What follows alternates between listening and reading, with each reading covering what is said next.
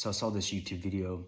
It was a group called Big Think. And they had talked to a Harvard psychiatrist on happiness and positive versus toxic relationships. It was a very long video, but I felt like the major points could be condensed, so let's go. The key to a happy and healthy life is investing in other people. And this was from an 85-year study at Harvard. The happiest and healthiest were the ones that had healthy communication, healthy relationships, healthy connections with others. They said that what happens to us in childhood kind of sets the tone for the rest of our lives. However, we do have the ability to change that when we're adults. And this goes back to an old quote that I remember.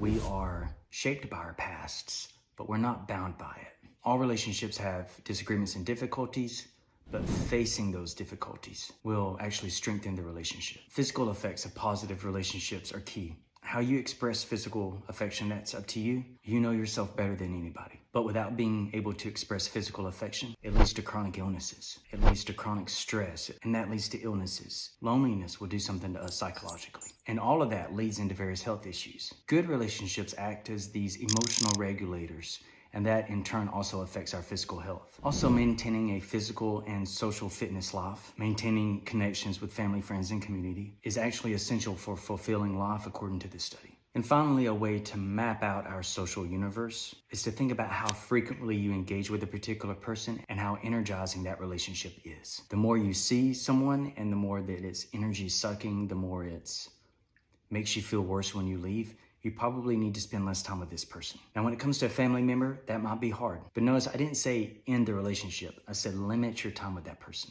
However, if there's particular people that you feel wonderful around, then naturally, we need to spend as much time with those people as we possibly can. The result was a good life is about practicing ongoing care for each other and our relationships and ourselves. And then through that, weathering the unexpected changes that are going to happen every day or every week. The ups and downs of life, that's going to be normal. But it's how we respond, it's how we react.